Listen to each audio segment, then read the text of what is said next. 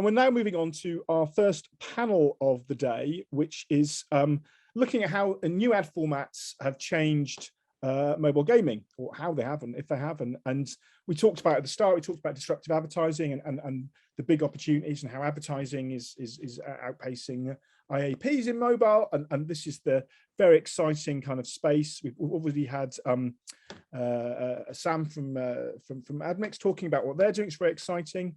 And now we have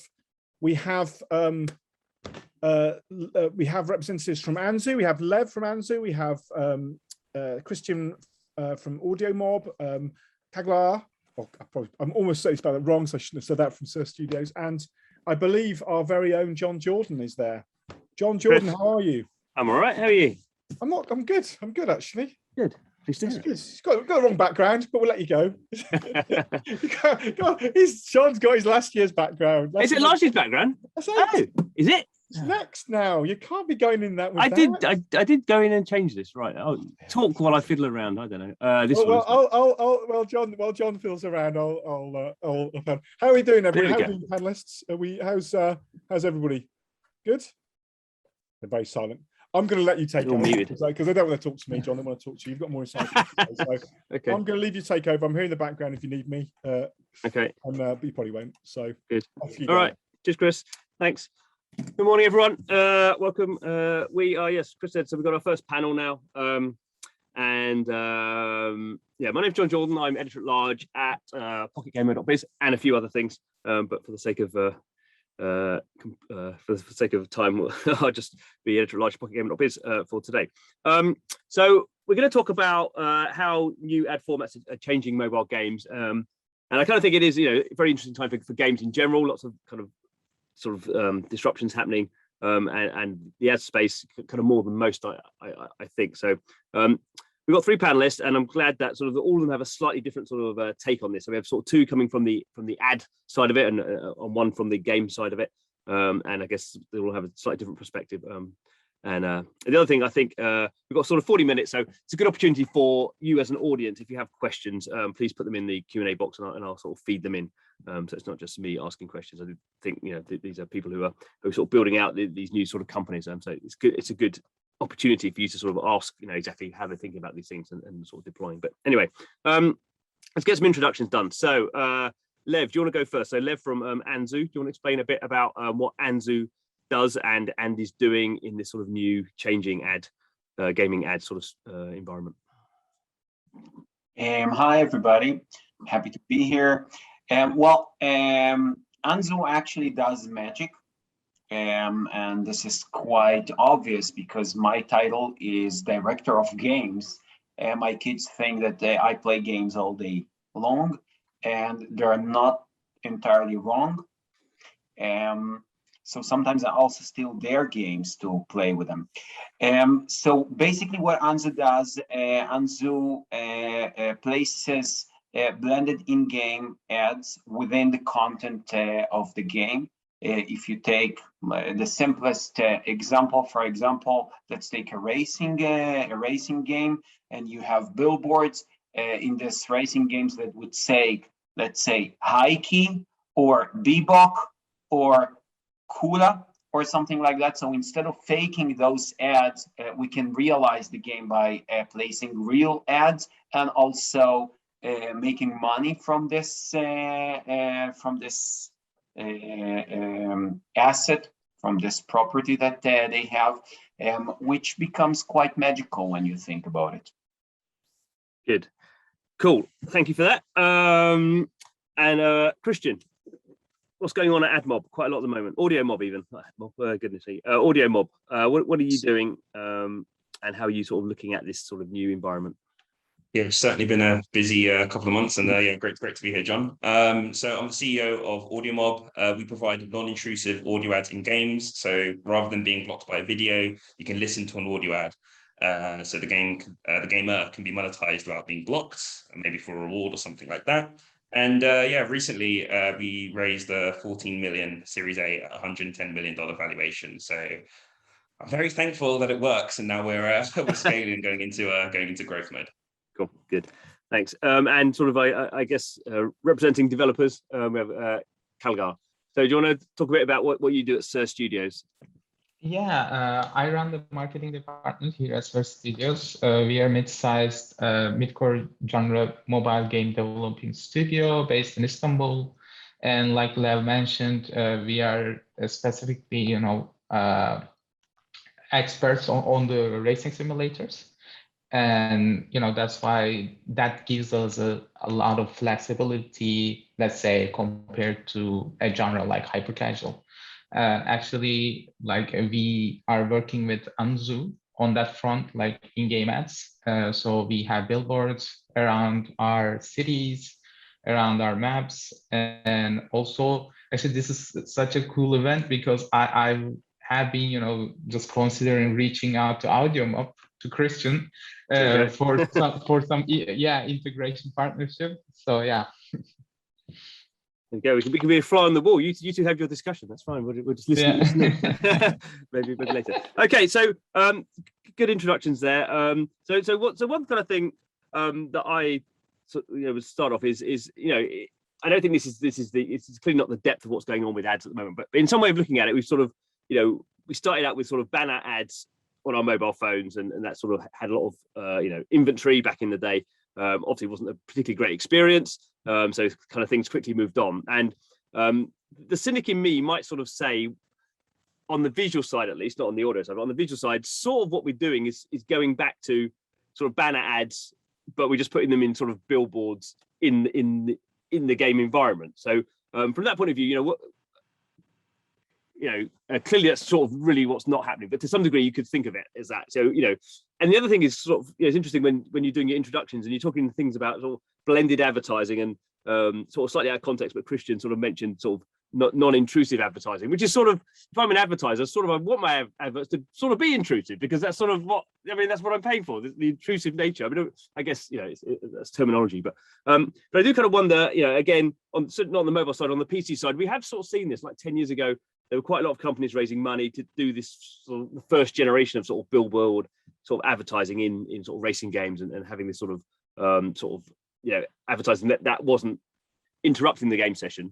And that at that point it never quite sort of worked out. I don't quite know what the reasons for that were. But so a long rambling question, but I'll go with you, Lev, in the first place. Why do we think that this is different in terms of is it just there's more gamers, so you're going to have more eyeballs on these things? Do we have any research that these sort of ads that you might see when you're sort of zooming past them at 200 miles an hour doing a racing game do actually sort of trigger the brain in a different way to a sort of intrusive ad? How does it play out from that point of view? Actually, you know what, John, you said some right things about the past and how several years ago things were in a certain way, and then you mentioned PC. So in this environment, we have actually the opportunity to take a look at the PC side of the things, and it will give us a glimpse into the history, because the PC and consoles, which by the way Anzu supports, we provide ads to those platforms as well, and they're actually behind about 5 to 6 years in the adoption of advertisement. So they actually behave now like mobile game developers in 2015, 2016. And actually the gamers, the audience is quite similar. So who is playing PC games right now? Basically, most of the games are paid. So, and the console games, you first have to have the equipment, right? You have to have the great mobile phone to support those games back in 15.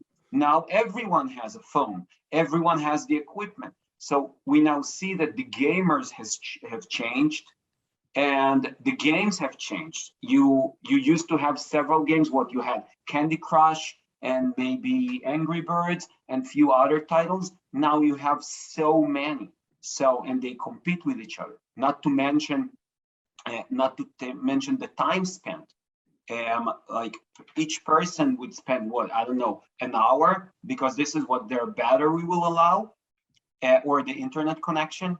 Now, some articles say we spend 100 150, I think, hours a week. No, I think that I'm mistaken, but many hours a week, maybe 150 hours a month. Sorry, something like that on gaming on average.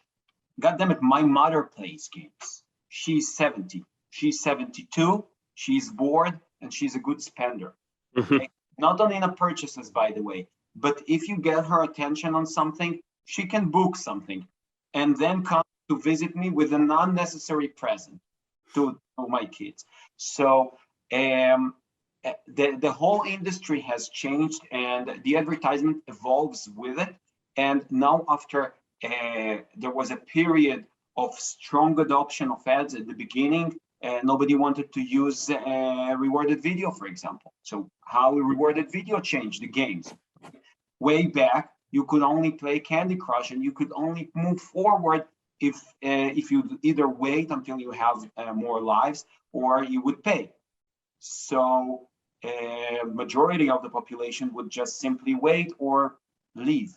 Now you can watch a reward and continue. So with Christian here, now you can actually listen to a reward. You don't even need to leave the gameplay, which is tremendously different. Sometimes when you look at a session of gameplay and you say that you have 3 minutes, for example, but you watched 3 ads, so 1 minute at least out of those 3 was actually not playing, was watching ads. But if you can consume the same advertising while playing, it makes you way more satisfied from the game. So either it comes by audio, either it comes by blended in-game, which could be rewarded, by the way, as well. It definitely changes the whole perspective. So I can continue talking, but I'll leave room for some others. I'm here if you need me. Good. That's an interesting overview. I mean, it's a good point there. I think that more generally, we have seen pretty much every game take ads now. I mean, it's a good example with Candy Crush. That for a long time, King didn't have any ads in there now, and now I think the last figures I saw, they've done $300 million of revenue lifetime in that product. I mean, Caglar, from your point of view, you're running these sort of these open world sort of simulation driving games. What sort of engagement are you seeing when you have these sort of billboards at the side of the road, or I assume that's how you integrate them, and how does that compare to if you're doing other sort of in-game sort of advertising? Is it just better? Does it work in a sort of slightly different way? So it's sort of you can combine the two together? Yeah, sure. I mean, we are combining the two together, by the way, in our games. And from our side, you said, as brands, and I am coming from the brand side as well. I used to work for P&G. Okay. So for brands, like you said, want their ads to be intrusive. Of course, that's the whole point of the thing. But the studios on the, like the development side of things, we don't want our ads to be intrusive because we care more, about our users, about the gamers. And of course, that's the mutual benefit of the things. Not like, we want a better looking game, better, UX.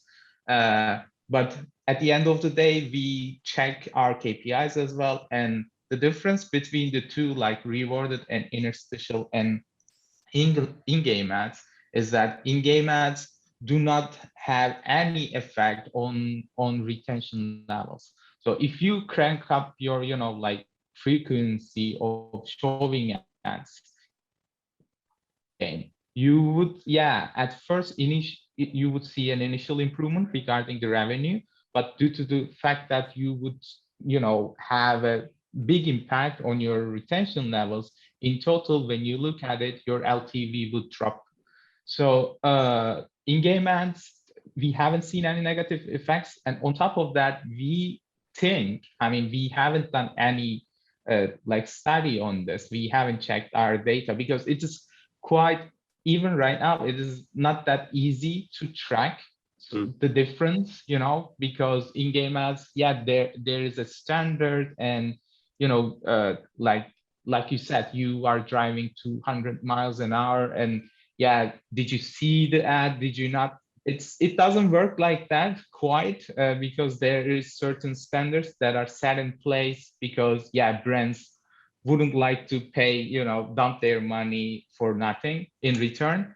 But it is not that easy to basically compare them, whether, okay, they have seen this ad, so are they, spending more time in our game? Are they more engaged? We haven't run a study like that. But what we feel is that it gives, since usually, other than, like programmatic ads that are, live all the time, you have these direct campaigns and so on, custom integration options, and you are doing all these type of things with premium brands.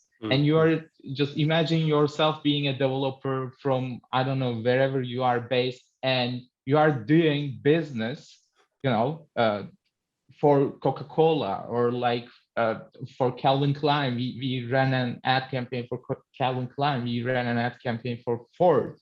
And probably, they wouldn't have heard of us if we didn't have these tools, basically.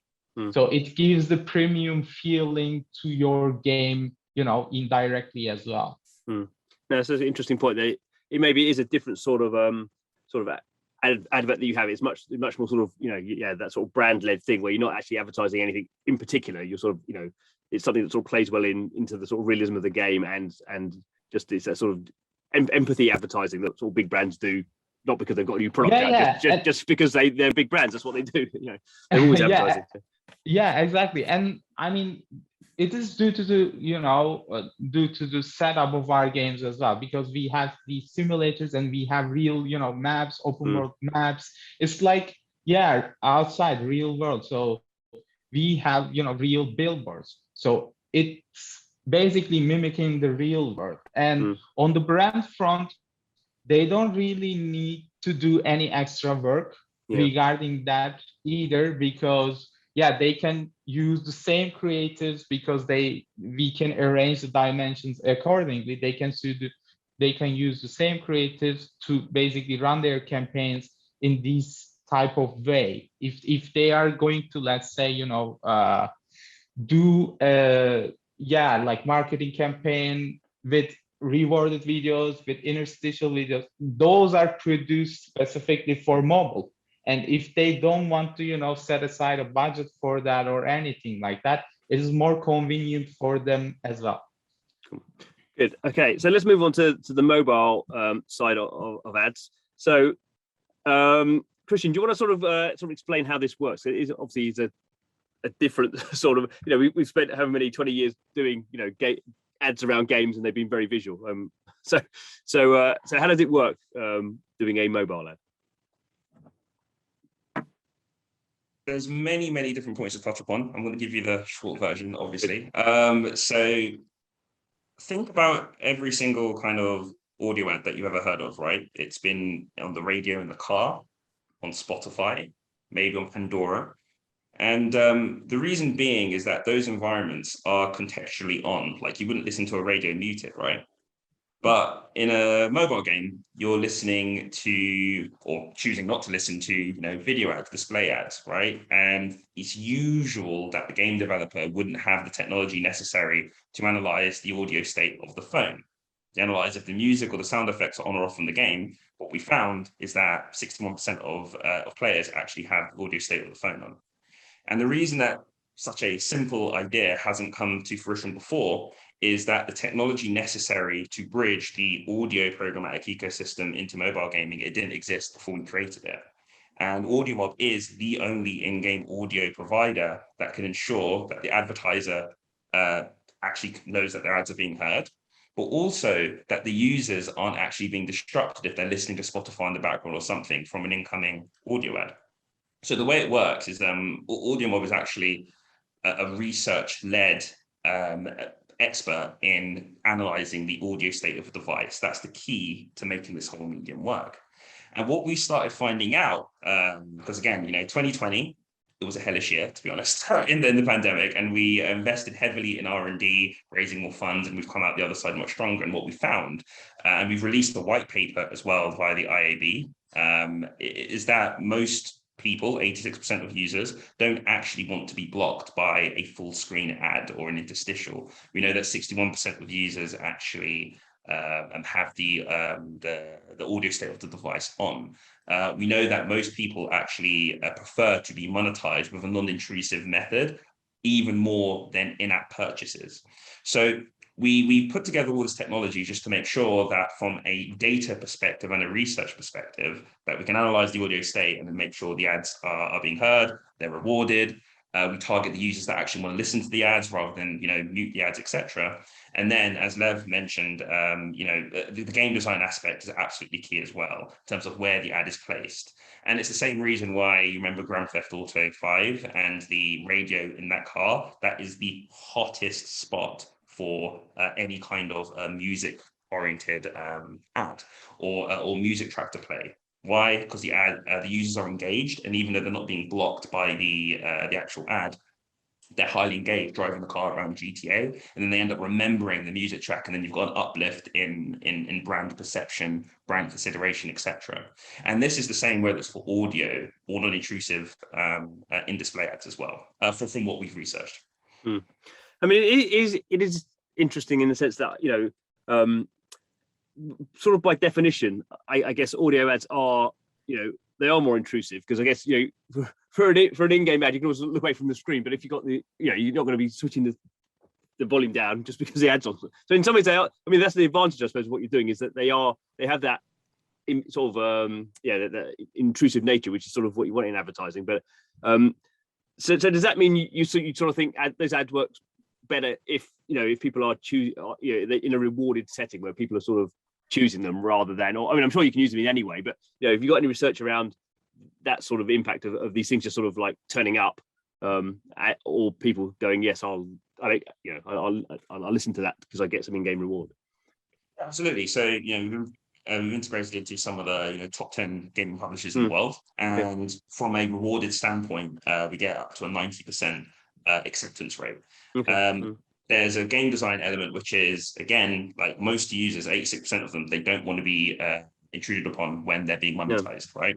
And if you've got, I don't know if you're going to get coins or power up or something like that, the main motive here, and this is the true definition of non-intrusive, which is not blocking the primary motive of the user, which is to use the app or play the game. As long as they can continue doing that, then and as long as future ad formats optimize towards that, then you're going to have maximum incremental revenue for the user.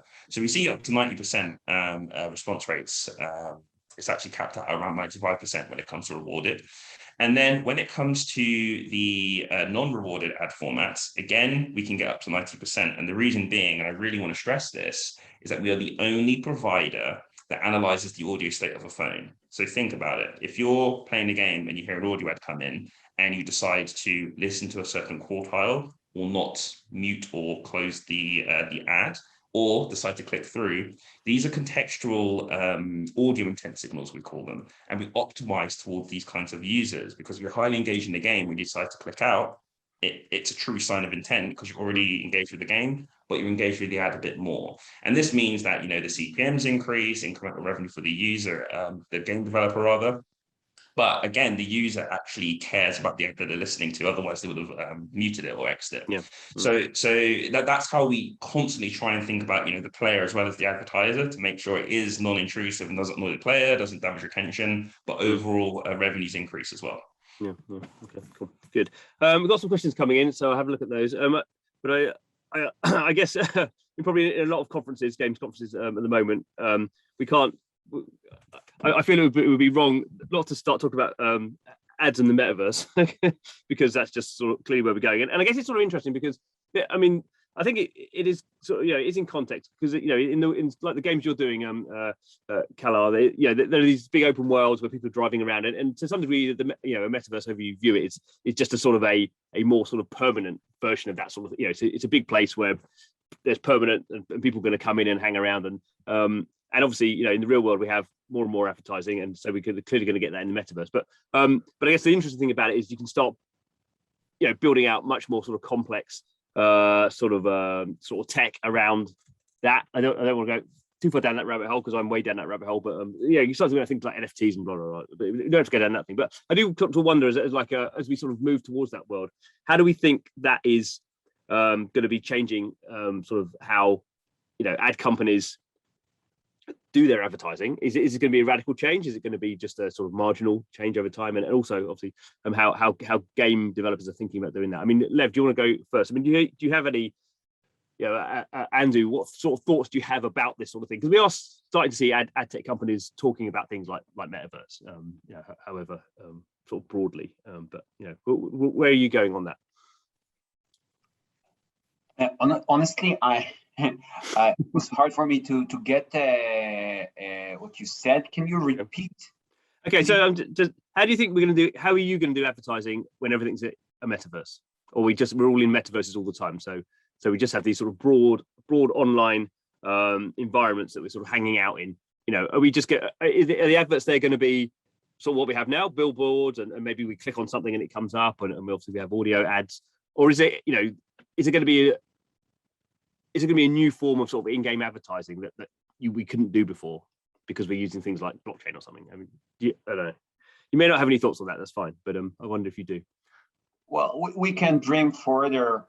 And definitely our in-game ads are maybe one step further to this metaverse approach, take virtual reality. But honestly, I think that the way is still far. And Mark Zuckerberg, even though we owe him some of the advancement in the last decade, I think that there's still more time to wait, and I think that things will evolve and will change before that. Actually, the way we consume games now, in my opinion, will change tremendously. Christian mentioned that people don't want to be blocked by full screen ads. In my opinion, it's not 65%. I think it's 99.9% maybe, and the rest were not paying attention to the question, because who wants to be blocked by an ad? At the best case, maybe if this particular ad is at your highest interest, okay, you can bear with that, but you don't want to be blocked. So eventually, when other revenue streams will be able to subsidize the interstitial ads, for example, I think that we will be moving away from them. And also the banners that actually are ruining our experience, even though they're not that intrusive, but they still there. So I believe that we will be moving more into kind of incentivized or self-chosen ads, opt-in ads, or blended ads as we go, imitating the reality more and more. And by that time, our perspective will change so much. Honestly, I don't know. My kids, again, how the hell they will use those devices? I heard somebody 20 years old talking about Generation Z, and he said, guys, you need to understand that we were born with those devices. I don't remember a world without a smartphone. So I don't think in terms of what if I don't have a smartphone? What if I don't have the VR set? What if I don't have ads, actually? They don't know this. So I don't know how they will shape this world. You guys have announced you're doing stuff in Roblox, which is, probably the closest thing we have to a metaverse, isn't it? So, I mean, what sort of stuff are you doing there? Are you looking to do different sort of things in Roblox? Or is that just sort of a continuation of what you're doing with things like, Sir Games? So you are correct, and Roblox is exactly this generation. Actually, maybe not Z. What's after Z? I don't know how it's spelled. ZA, maybe. Kids who are playing Roblox. Personally, I don't get it. What to do there? Yeah. The same my parents thought about me back then. Exactly. Yeah. Playing Prince of Persia, and yeah, I see you not right. So they probably know better. We only know how to place ads there and to bring them back a little bit to reality. So if you're already stuck in front of your screen for the whole day, at least know something. By the way, Somebody told me that also educational materials could be played there. For example, you can motivate them to stop smoking or to start consuming any healthy food or whatever. You don't only need to promote them spending something again and again and buying something unnecessary. You can also do good with that. By the way, one of the campaigns we ran massively in the US was for the vaccination adoption in the US, and it came back with more and more, unfortunately from the pandemic perspective, but from the effectiveness perspective, they came back for more and more audience, because actually this hits exactly those people, and they see it where they want to see the message. I mean, Christian, I suppose this kind of thing is set out for you guys, isn't it? Is it just like an open goal? We've got a couple of interesting comments here, and I guess for the audience, just to go over a bit of my background, before starting AudioMob, I was a strategist at Google and then a science partner at Facebook. So I've had a unique insight into what is now here in terms of the metaverse. What I'll say is that in terms of, I mean, again, it's not in the news now, but, you know, Facebook created a cryptocurrency, which had massive investment a couple of years ago, and now it should change to Meta. There is, without question, something here in terms of building out a metaverse, the heavy investment into the R&D behind Oculus and VR headsets and whatnot.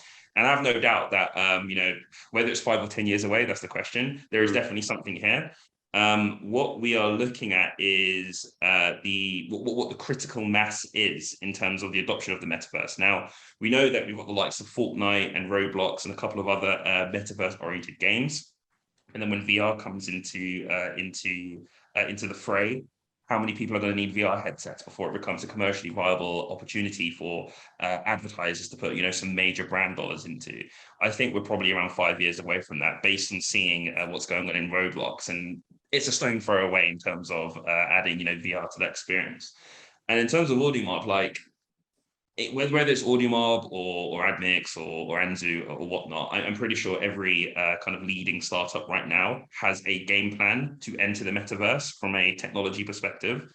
But what we're waiting for is, what's the core framework we're going to follow? Because right now, you know, if an advertiser is going to go into mobile games, you know all of the different buying points, and you roughly know what to expect, even for the new formats, right? Because again, people have been educated with mobile games. Right, they know what it is, they know what to expect in that format. When it comes to the metaverse, whether it's a Roblox, a Fortnite, is there some kind of metaverse aggregator that's going to be formed? From a technological perspective, AudioMob is certainly ready in order to enter the metaverse and monetize it, in terms of using 3D spatial audio and how bids based on where the user is. Like, we're prepared for all of that. It's just in terms of what platform are we going to commit to. So that's the main thing that we're looking for. But again, without question, I definitely think there's something there, and we're going to see many more users flock to the metaverse within the next 5 years. Caglar's answering a question. Very good. Off your own bat, talking about buying real items here. Good.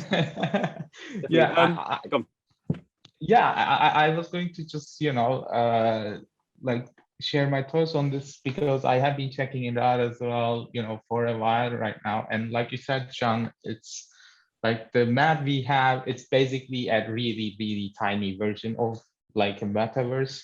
And the difference is between currently what we have and this, you know, conceptual metaverse, is that, people will be able to, you know, use real money. Right now, the crypto games, you know, are trying to get in on that, and they will basically, you know, just swap our like in-game currencies with real tokens, right? And the users will be able to earn money, like, play to earn features.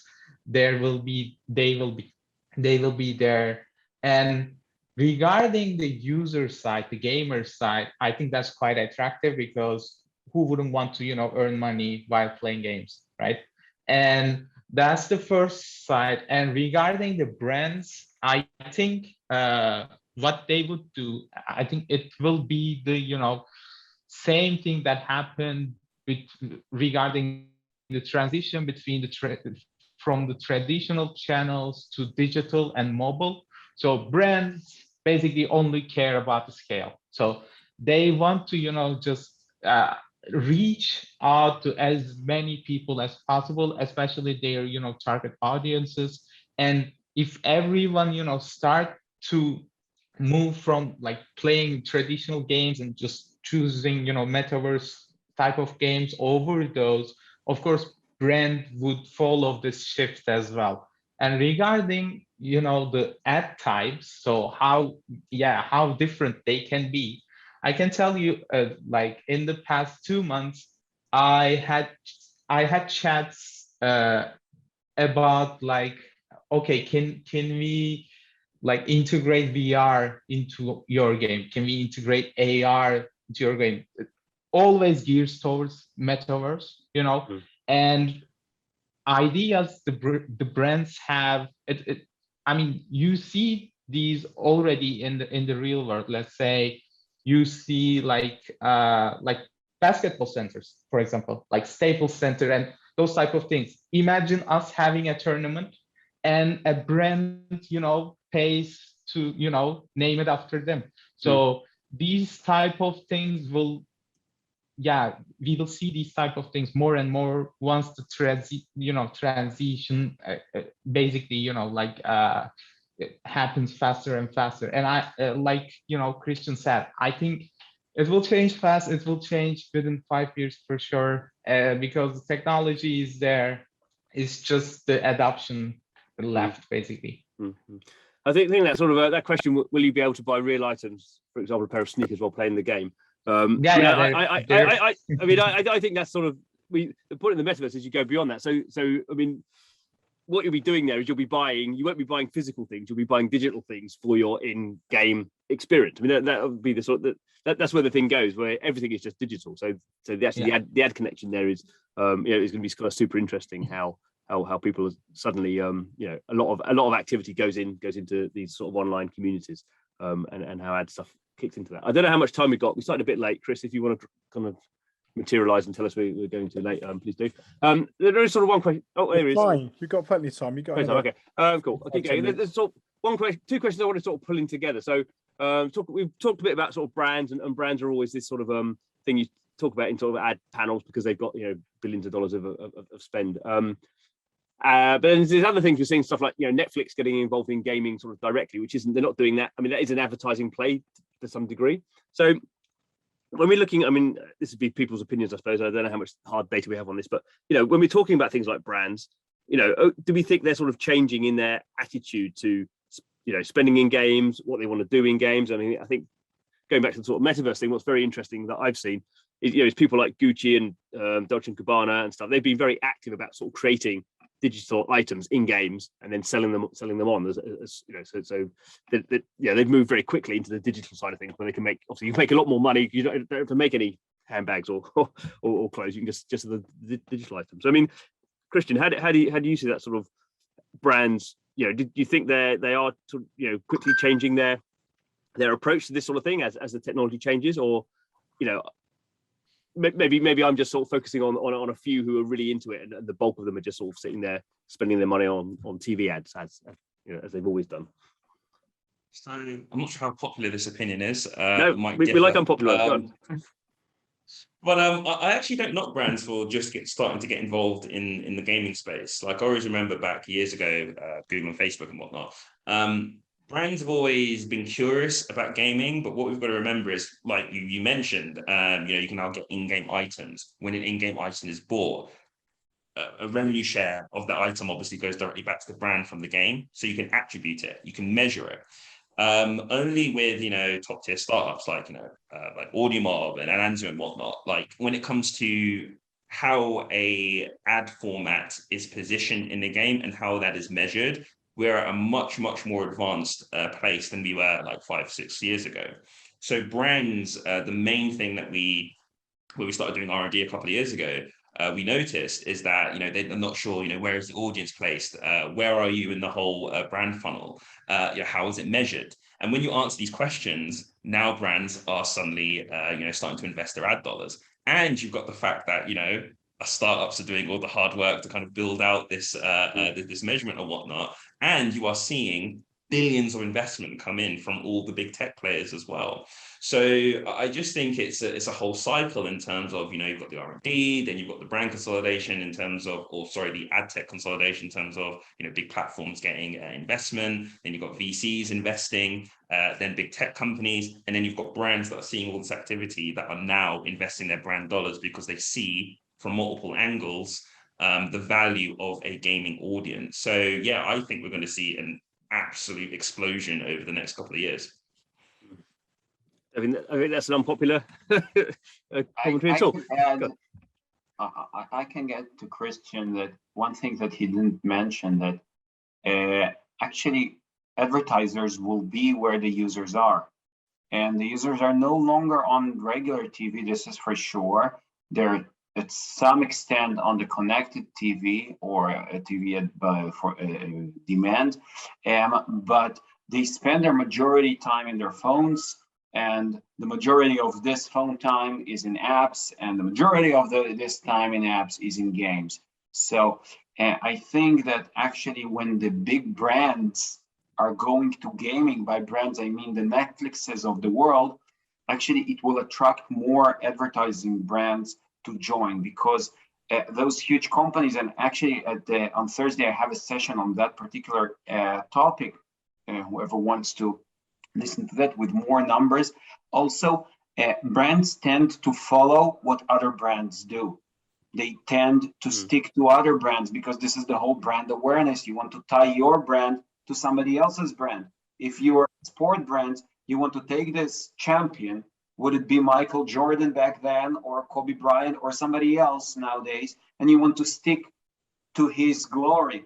So now if Netflix go, and Netflix is a glorious brand, now Procter & Gamble wants to stick to their brand, and they're not hesitant anymore as they're now. Yeah. No, I mean, like I said, it's an educational thing, isn't it? Yeah. I mean, I'm really sort of riffing off now, but I do sort of wonder, maybe there's sort of the counter argument in the metaverse is maybe actually people don't want more advertising. I think sometimes when you have transitions, you get sort of less advertising, then over time sort of advertising tends to build up as things sort of become mature and consolidated. So maybe this is a truly unpopular sort of comment on a panel for advertising. As the metaverse stuff comes along, maybe do people just really not want advertising in that, and because you sort of ownership and how those sort of things work. Maybe is that actually going to be a harder situation for advertising networks to get in there? And does anyone have any views on that?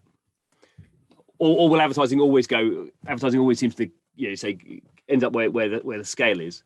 But I just wonder, from the tech point of view, to me there seems to be something that's I think people generally, if you ask people, do you want more ads or less ads, they always say less ads. I mean, whether the context, the context is people do like ads at certain points. But I kind of wonder, what would you like to have? More ads, less ads, or pay your money? At the end, we know that at least 95% do not open their wallet. Yeah. Okay, so basically they vote by saying we're not paying, do whatever is necessary, and we'll decide if we want to stick around or go. And this is exactly, by the way, Caglar's job. He wants to monetize the app, the game, by not driving users away. Yeah. This is what you need to actually balance. The violation of their privacy. Now we have in different places also some regulation about that, while being interesting enough and valuable enough for them to stay. Just to add on to that as well. I mean, you've mentioned an amazing point, right, in terms of not violating privacy. Again, AudioMob took that into account. We're a contextual ad network, and that's where our CPMs come from. And a user is a gamer is always going to want no ads at all, and to be able to play the most advanced games and get all the content for free. Like that's like the utopia. However, the audience, I see you laughing there, it's true. And but gamers are very sophisticated now. They know that there needs to be a value of exchange, and if they can get that exchange without being blocked or to pay to win, then they will accept that, even though they don't want the ads.